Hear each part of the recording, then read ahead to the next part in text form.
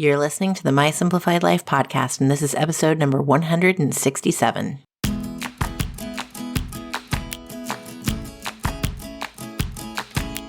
Welcome to the My Simplified Life podcast, a place where you will learn that your past and even your present don't define your future. Regardless of what stage of life you're in, I want you to feel inspired and encouraged to pursue your dreams, simplify your life, and start taking action today. I'm your host, Michelle Glogovac, and I'm excited to share my stories and life lessons with you while taking you on my own journey. This is My Simplified Life.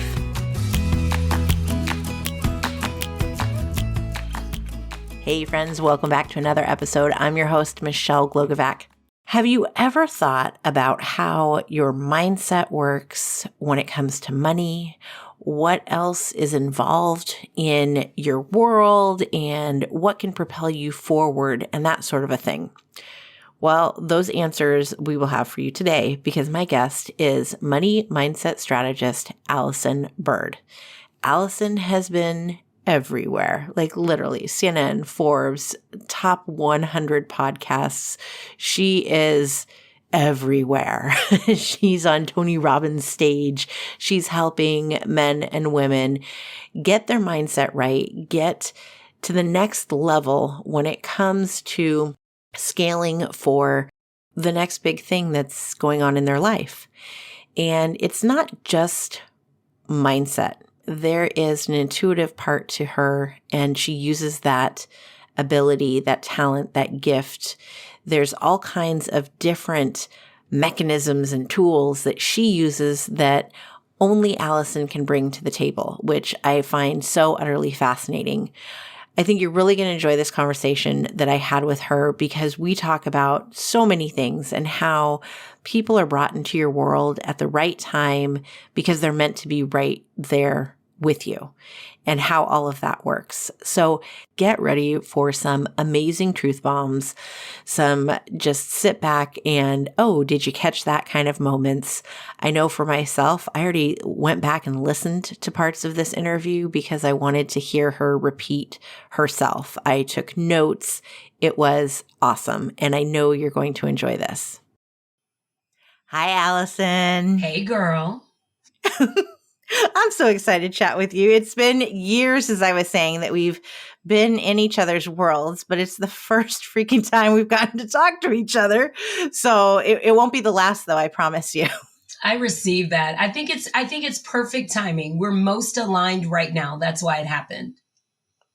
I love that. I love that. Can you introduce yourself to everyone, please? Sure. I'm Allyson. I'm Allyson. Give us more. There's more. Kind of like Will Ferrell. I can't remember what movie it was. Wasn't it when he was Ron Burgundy? He's like, I'm kind of a big deal. Yeah. My brother says that all the time. And I'm like, you're nothing really, but go ahead and think that. So, but you, Allyson, you are kind of a big deal. Me and your brother, we are the same big deal. But really, I remember when I stepped into personal development, I learned this sentence stem. And a sentence stem is where you start off the sentence, but it trails off into your own unique, individualized answer. So the sentence stem is, if you really knew me, you would know that I. And then you finish it with several different things. So we can use my bio, which is phenomenal. I've worked fucking hard for that bio. So we could totally use my bio, but that's readable online. And when people are hearing me right now, I think they want to hear me, not just my achievements and my accomplishments. If you really knew me, you would know that I stepped into the pandemic like most of the world. It was the beginning of the year.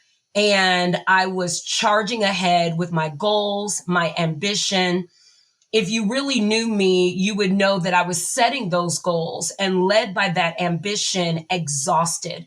I was overwhelmed, but I had put my overwhelm on the shelf.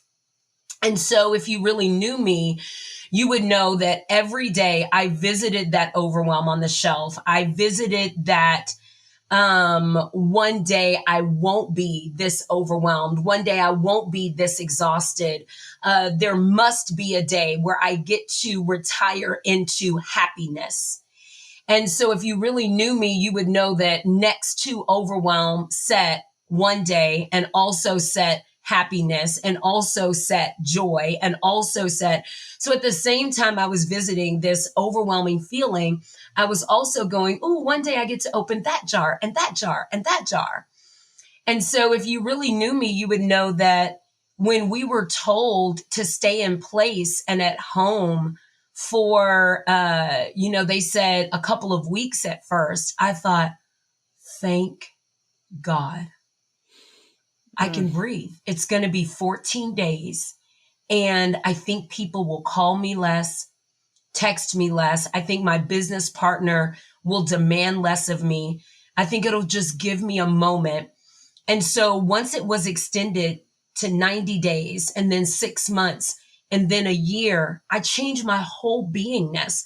I worked out every single day of the week. I cooked my food every single day. I started singing again. I found rhythm in my hips and in my ankles again and started dancing. I stopped saying, that's funny, and instead reclaimed my laugh. Like I had stopped laughing, and something would be really funny and I'd just go, that's funny. But my laugh was gone. And so if you really knew me, you'd know that since all of that, I've become new. I sold my tech company. I released 70 pounds off of my body. I began to find that deep listener inside of myself that loved people. I had started trending with the globe on, I hate people. I hate going outside. I hate connecting with others. But the truth is, my inner child and my highest self loved that. But I couldn't see the forest for the trees of my busyness that I had labeled success. I had labeled multi-million-dollar business owner. I had labeled millionaire maker because people came to me for that. Allyson can make you a millionaire. Allyson can see your destiny. Allyson can help you shape your message. Allyson can help you get to your first million or your next million. And so I was living up to the Forbes articles, living up to USA Today, living up to being on Clubhouse app all the time, Instagram when I wasn't, YouTube podcast. I was living up to everything that I told people I was. And now I was a victim of my own story. And so if you really knew me, you would know that today I am free. I am free of my biography. I am free of my curriculum vitae, my resume. I am free of needing to be referred by everyone. I am free of hosting the best events, the loudest events, the most sophisticated events, buying out the 5-star this and that. I did it and I loved it. And now I've graduated. And what have I graduated into? Allyson. And I'm a person of harmony. I'm a person of so much peace and so much joy. And I'm very grateful that I get to have conversations like this, wrapped in my cozy shawl and talking about things that matter, and hopefully being evidence for someone who is addicted to strategy, addicted to success, and knowing that divine order is calling them into soul, deeper significance, greater surrender, and that's scary as fuck. And so now I'm the embodiment of that evidence that you can walk that bridge and you won't drown. The crocodiles won't eat you, and you can have a life that you love and it will love you back. I absolutely love that. I wasn't prepared for that at all. So thank you. I wasn't prepared to say it. I can feel the pressure that you were under with all of those titles, because to be the person that everyone's going to go to because you're going to make me make $1 million, that's a lot of pressure for one person when ultimately you don't have control over what someone else is going to do, but they're coming to you to make them a millionaire. That's crazy to me. It's absolutely crazy. And you are, in your Instagram bio, it says you are the money mindset, person. And I know that there's some intuitiveness in there, which I'm so excited to talk about too. So what is it that you are doing now that has created this freedom, this grace, this gratitude of what you're able to do now? Mm-hmm. What am I doing in my personal life, or what am I doing in my career, or both? Whatever you want to Wherever talk I about, want you to can give it go. all to me. To get to where you are, give it all to us. We need to know. Oh my gosh. The first thing that I recognize is that I decided to start dating. And I hadn't dated in a while. My psychic told me that I was going to really meet someone magical for my life. And so I thought, how is that going to happen in a pandemic? Like, what? Like, we have to be 6 feet apart. We have to take COVID. Like, there's just so much that needs to happen. And it wasn't just simple swiping anymore. And she said, I don't know how it's going to happen. And you don't know either. Trust it. I'm like, okay. So I end up going out with this guy, and I liked him enough. And I'd been through the pandemic. I hadn't had sex with anybody. So I'm like, you're the one. You're the winner. You win. Wait, I liked him enough. Yeah. Yeah. You'll do. You'll do. You're the winner. You're the winner. And mind you, here I was, hadn't had sex in over a year, and I'm with this man, and he is not making me happy in our happy moment. And I found myself, Michelle, about to pretend that he was. A little voice went off in my mind that said, okay, well, you can kind of be done with this, and you can probably get home by midnight, grab your vibrator, and then watch reruns of Frasier on Netflix. The night won't be totally lost. This is the negotiation in my mind. All the while, the sounds coming out of my body are, like, this is so good. But in my mind, I'm like, yeah, what season do I want to rewatch of Frasier? That's going to be really good. No, don't settle. And that was it. That moment where I realized I had full power to speak my truth, to ask for what I needed, to guide his hand, his energy, his intention, his body. There was a part of me that wanted to please him more by erasing my own desires. There was a part in my psyche that said, if I speak up for what I need, he will feel less than. And for whatever reason, that's more important than all of us, the two of us, our energies get to make something magical together. What the hell? What the hell? And it was in that moment of awakening that I saw the cultural conditioning that I'd surrendered to, that had led me to self-abandonment, self-erasure, a life of tolerance that kept me overextended. And while living in the spotlight and living a life that a lot of people would admire and cherish and respect, I didn't love it. And I was faking pleasure with my own universe. And you may call your source energies universe, God, Allah, Buddha, Christ, consciousness, whatever it may be to you. I say the root is love. If we're all talking love, then we're talking the same thing. And I had been saying to the highest within me, I'm happy. This is so good. Give me more of this overwhelm. Give me more of this self-denial. It's so good. And that was a lie. That was a lie. So it was that moment of awakening that shifted me. And so when you ask me, what do I do today? I keep myself as the highest authority in my own life. How do I do that? I live with pleasure as my purpose. If it doesn't give me pleasure, I'm not tapping into it. Oh, Allyson, that's BS. We can't always be in pleasure. Well, I will tell you, I just uncoupled from a gorgeous partner that I did manifest. My psychic was right. He came later. He came about 4 months after that experience, and we just uncoupled. And that uncoupling has been painful to my soul. I thought we, even in our sovereignty, had forever in our recipe. And so stepping out of that hasn't been pleasure, but what has been the pleasure is that I know it's either what I have or something greater. That's the only way that I live.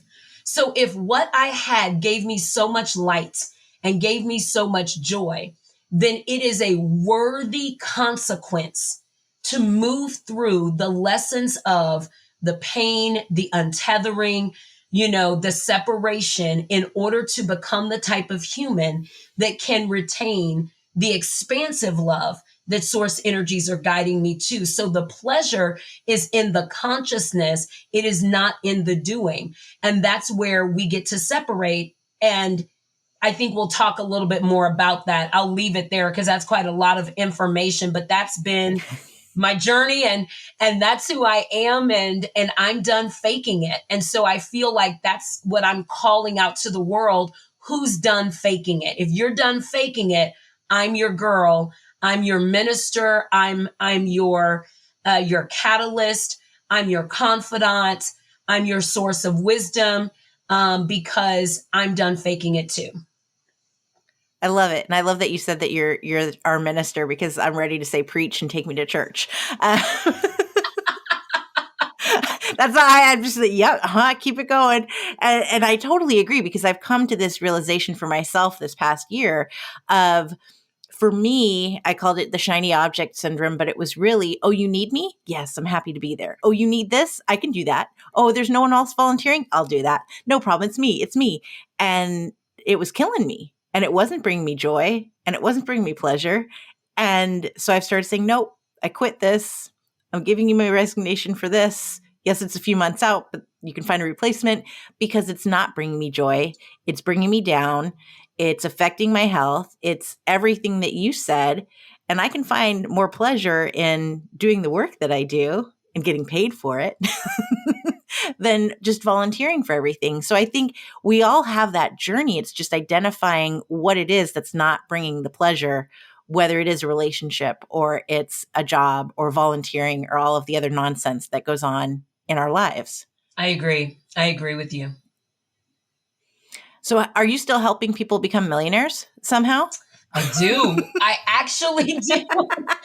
I actually do. And it's such a joy-filled agreement now, because I know what I didn't enjoy before is that my road to my own earnings, my road to my own sales revenues, all of those things were so fatiguing and exhausting.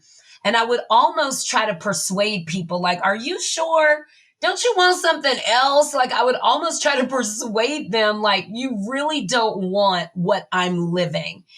And what feels so good about this season is that I want everybody to live as I'm living. I want if I could be old school Theodore Roosevelt and get on something that the whole world could listen to at one time, I would be screaming this from the mountaintop, this quality of life, this alignment, this ease, this distillation of my mind and consciousness, the absence of overthinking, the understanding of my insecurities, not running from them, but instead going, oh, that is one of my insecurities. Oh, I've owned that one for a long time. And talking about it with my friends. Can anyone help me unpack this? Has anyone healed from this insecurity? Are you noticing this within me? Are you willing to give me some feedback so that I can be greater for myself? Like that kind of liberation, I want to scream it from the mountaintop. And so when you're that person, money comes to you with such ease, because humans want to be around the honesty, the clarity, the absence of static on the line. So yes, I do help people get to their first million or their next million, but with grace, with ease, with joy and flow. And that sounds pie in the sky, for any human who has not tapped into their own self-discipline and their own self-integrity. You will bypass ease all the time because you will believe that work is the only way you can really garner your rewards. Absolutely. And I came from the corporate world. So that was what I thought. The more you work, the more success you get. And so you have to work and work and work. And when I started my own agency, it was like, well, I got to work all the time and charge $100 a month. I was never going to get rich. Do you know how hard I had to work to pay the mortgage? Like, it's pathetic. I do know. I've been there. I have many of those t-shirts.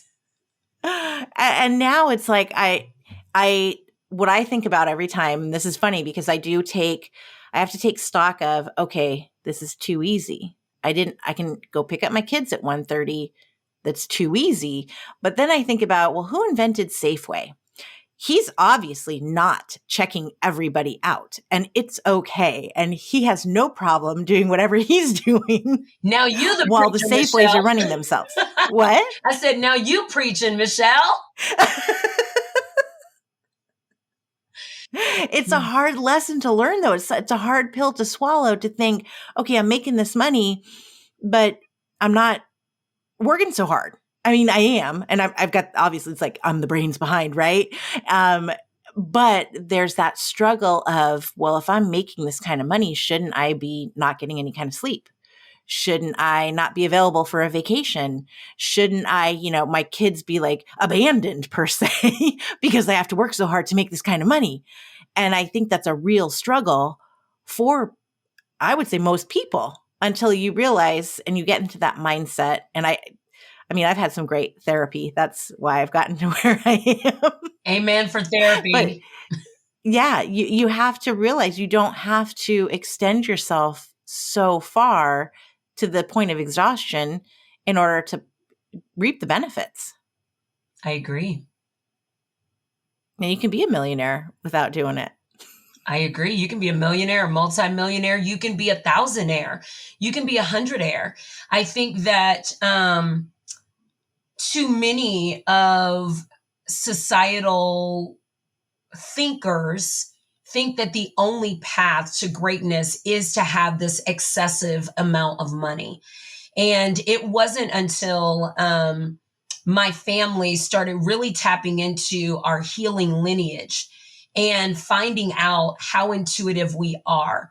My sister has a gift of mixing ointments and elixirs that she can just intuitively feel what you need in order to heal yourself and make a balm for you, that will take away pain, discomfort, energetic release through candles. Like, she just has that gift.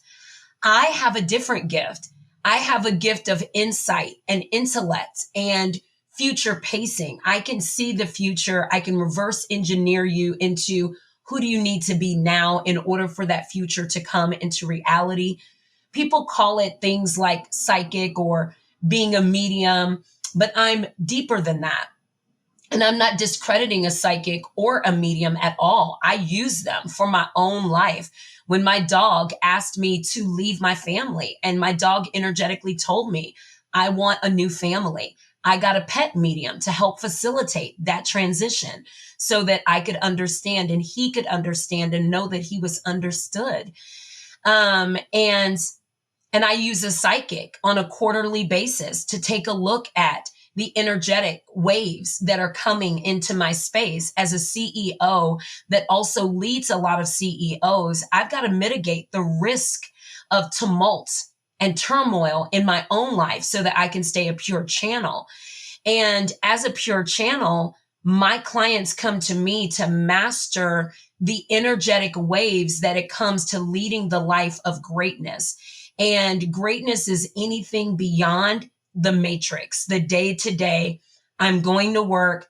I'm doing the same thing every day. I'm wishing on Sky Daddy that a pot of gold is going to fall into my lap somehow, some way.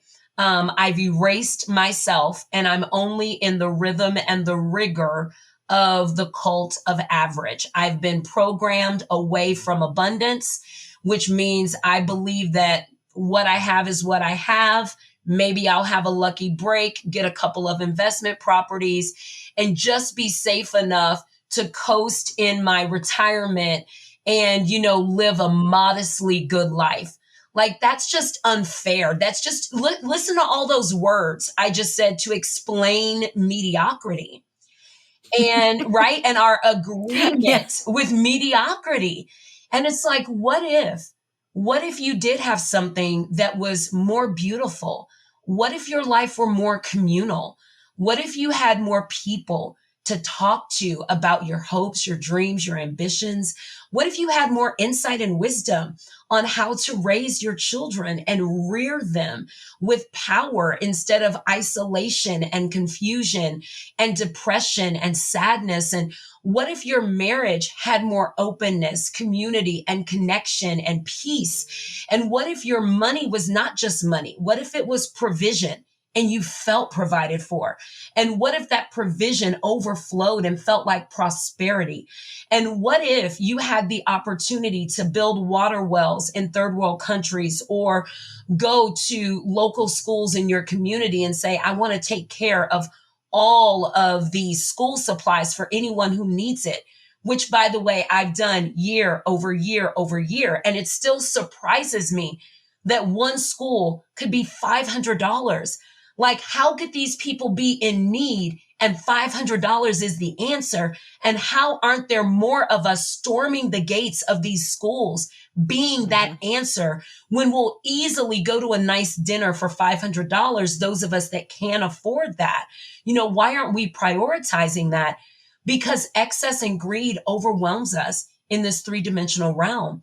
And I believe that, Michelle, we are all being called away from careers into calling. We have found ourselves trapped between a dream and a job for too long. And now Source Energies is clearing the way. And people are scared with the clearing. The clearing comes in marriages fading. The clearing comes in people ascending. We don't say die in my family, but we say ascend into other dimensions. The clearing comes when you get a sickness that slows you down enough to actually pay attention to what do you really want and desire in your life. And we want to bypass those moments, but those are really wonderful times where our prayers are being answered, that Spirit is saying, you want this? All right, then let's take out of the way what's taking up the space of the beauty, the bliss, the joy, the delight of life that you want. And so that's who I get to be now, is I get to help humans that are successful in entrepreneurship, tethered to their strategies, instead realign to their soul, live a life of significance, and stop searching for meaning and be the meaning for their own lives, Oh, that's the perfect quote. That's going up on a graphic right there. I couldn't agree more, because it's part of why I got on the path of saying no this year. I had a pulmonary embolism last July and was in the hospital for 5 days within dying if I had not gone to the hospital. And ever since then, I have still had pain. And my doctor looked at me like, that ain't good. 2 weeks ago, he's like, what do you mean you still have pain? And as I started to release more, the pain went away.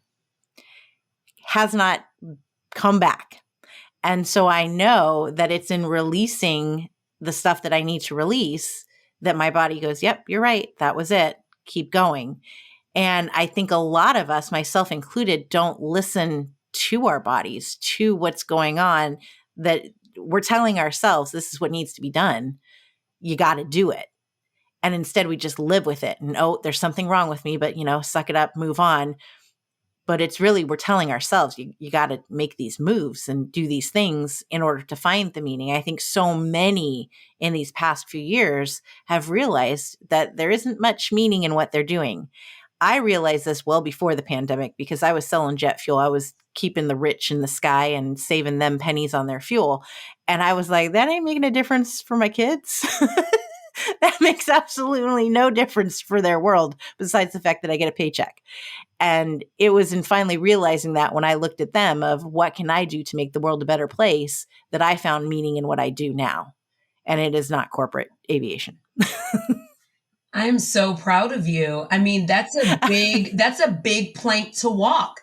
And it's scary for so many humans. And now you get to be the personification, that evidence of courage, of tenacity, of overcoming, of, I didn't die in the process, which is what we really do all fear is, will I live after this decision? And so you walked a very scary path, and dare I say still are, because you're Mhm. pioneering new consciousness in a world that celebrates cubic zirconia. You and I are saying, I know that looks real, and I know it's in a setting that makes it dazzle and delight, but I am a diamond and I want to be the real thing. And so I just celebrate you for being the real thing. Thank you. That means so much. And I feel like you must have talked to my therapist last week. We No, had the just your same kind highest of self talking to conversation. me, just your highest self pinging me in the ear. I love it. I love it. I love because the word that keeps it's one of the words I hate. I hate this word, but everything you're saying is around this word, authenticity. It's that people use the word. And I think if you use the word, then you're really not authentic. Mhm. That's my thing. If you have to say I'm authentic, then you're not.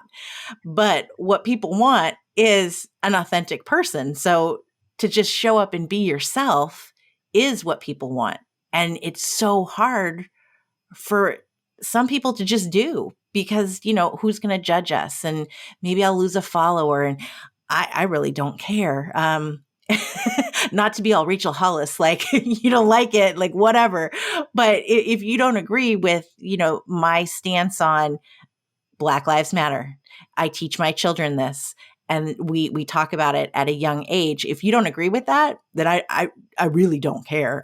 We're not on the same wavelength, and we never will be, and move on. Thank So there you are for certain things that I don't care. I do not care about that. if people disagree with me at all. And I think as you get older and as you become a mother, for me, it was really a stepping into motherhood and just this protection, and the world has to be better and they have to be better humans than what they're seeing around them. It's all of these things that we have to step into that people are still afraid to step into. I see it too. Yeah, I see it too. And I think that one of the reasons why I'm so grateful that I've become this human is I used to dismiss that fear, even within myself. I dismissed it. I marginalized my own fear. And because I marginalized my fear, I discredited it. I devalued it. And I remember recording my Amazon Prime special, and I was so nervous and so afraid. And I was trying to tell the people around me, I'm really scared to record this because once I record it, it's on a contract. It goes out into the world. I can never pull it back. And it just gave me so much fear. And when I walked out onto that platform, I was viscerally shaking.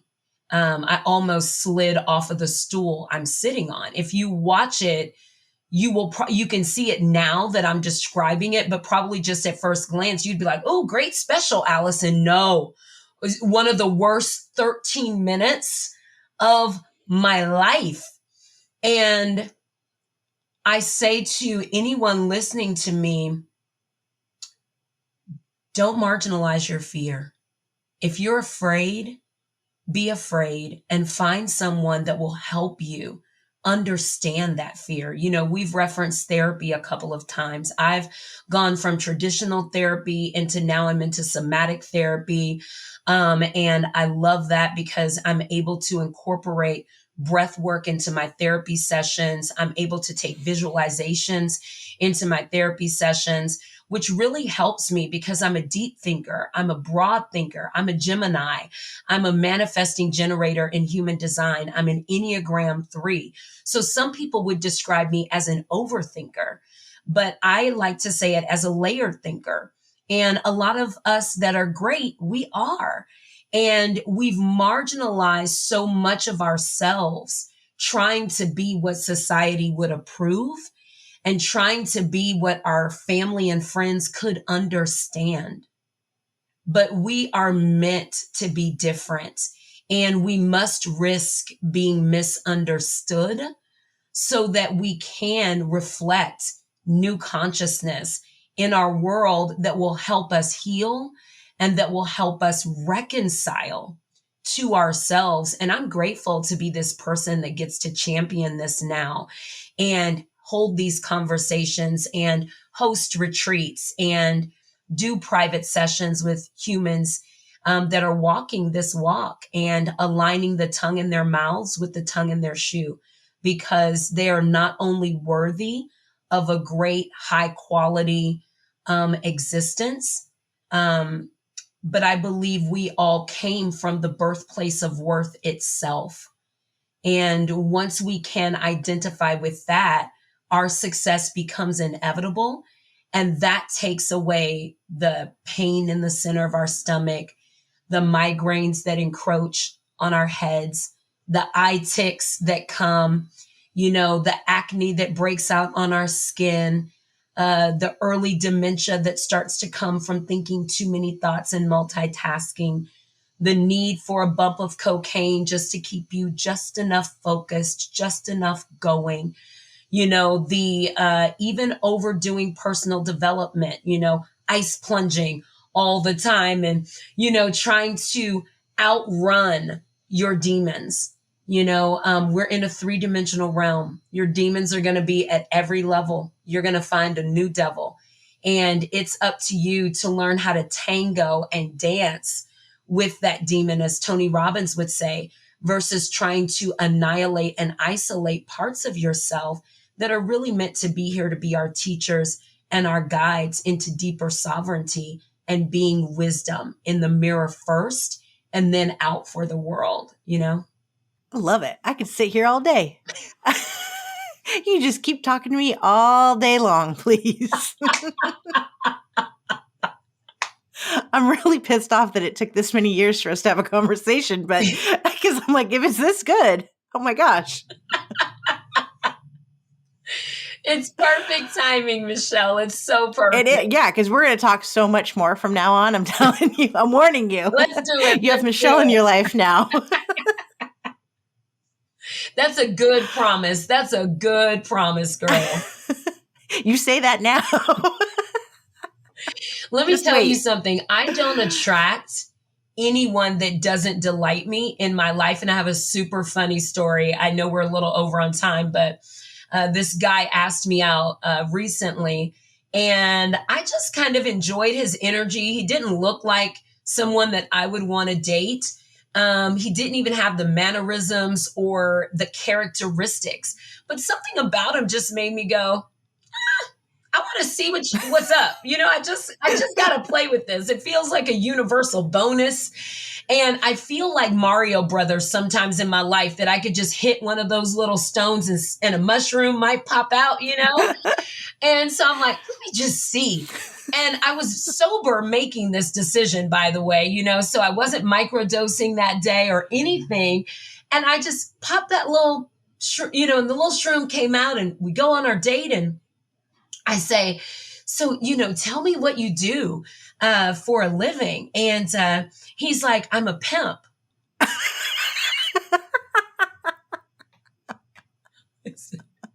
Wait. There's more. And I'm ready for the story, like for the next, like I was a pimp, and then consciousness awakened me through this really detrimental something. And now I live to save the pimps of the world. I'm ready, right? For the TED Talk. And he's like, there's no TED Talk, was there? TED Talk. Like, we're there. This is his career. This is who you are every day. And you're proud. I was like, oh shit. That little TikTok baby that's running into the room and you don't know what scares it, but it just starts running the other way. Like, I was like, oh God.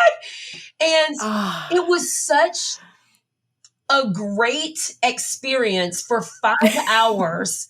I got to know a pimp, and I got to know his thought process. And he said to me, and for anyone, let me just say this, because I do say this jokingly. And so for anyone that's been harmed by someone in that career field, if that's the way you say that, please know, no part of me is endorsing that. We did not continue our relationship. That's not the kind of human that I want to be around. I accidentally got into this scenario, accidentally, kind of on purpose.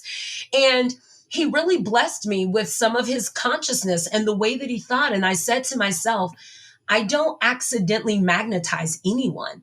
So there's something here for me to know. There's a darkness here that I would never have known. And I also never would have known the light inside of how he justifies his actions and his choices.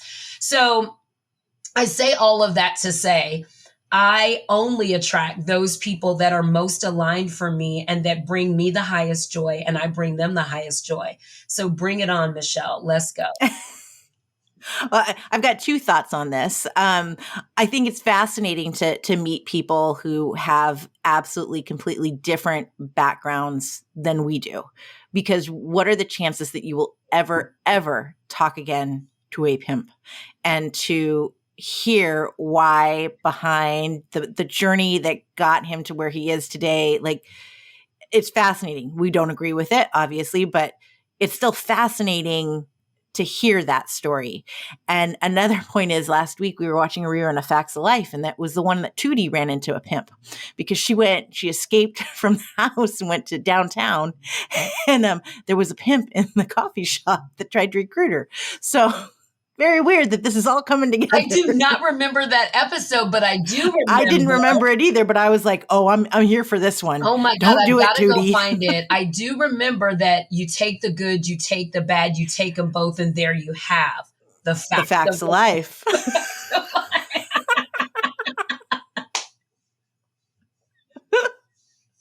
I do remember that. Nobody's going to understand how we came to this point in the conversation at all. It's the best. And no one's it. going to understand how I went on a date with a pimp that then said, would you like to see my special on America's Most Wanted? I said, oh my God, what's happening? Oh, that's awesome. Because when do you meet someone like that? When do you meet someone who's like out? that who's out? And I said, well, what happened? He said, I served my time. This is what happened. Oh my God. It blew my mind. It absolutely blew my mind. And he was a very benevolent human being. And I was very much in awe. But the Bible says, and somebody may give me flack for this, but I love this scripture in the sacred text. It says the gift and calling of God is without repentance. And what that means is that your gift, you can take it anywhere. It's up to you whether you're going to take that into the shadow or you're going to take it into the light. And so I was really able to see that scripture lived out in that experience. And I'm very grateful to have that as a life experience in my vortex of experiences and seeing humans and practicing letting go of judgment and really just being in the moment. I love that. Yeah, I'm totally on board with that because we'll have more stories later. Yes, I love it. Where can people who now fall in love with you and are drawn to your magnetism find you, please? Oh my gosh. Well, I love Instagram, but I really believe that by the time this is released, I'll probably be in my YouTube world. I believe that I'm becoming a YouTuber.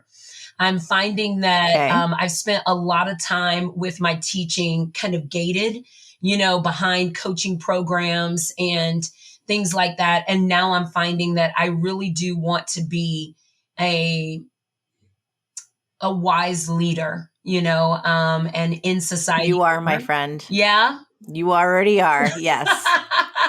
So I think I'm going to start hanging out on YouTube and doing like a lot of YouTube live teachings and things like that. And then, of course, if you want to find out about stepping into an experience with me, you can go to guidedbyallyson.com.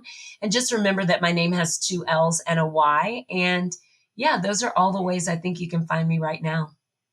It'll all be in the show notes, so they don't have to remember how to spell your name, but I know how. So that's all that counts. That's epic. Thank you. Thank you so much. Thank you for including me and wanting me here. It means the world. Of course. Okay, I know you were all singing the facts of life with us at this moment in time. And wow, was that a story about Allyson meeting a pimp? These aren't everyday things that happen in normal life, I would say.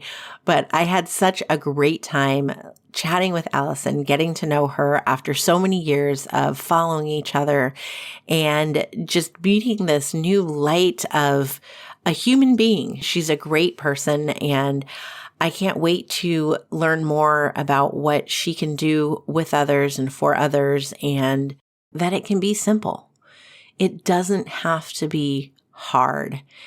And when I say it doesn't have to be hard, I mean you can put your head down like I did for many years, but then there will come a time where you have reached that point where there's ease in your life, where things are set up properly and you can enjoy and reap the rewards that you've worked so hard for. That's definitely a possibility for everybody listening.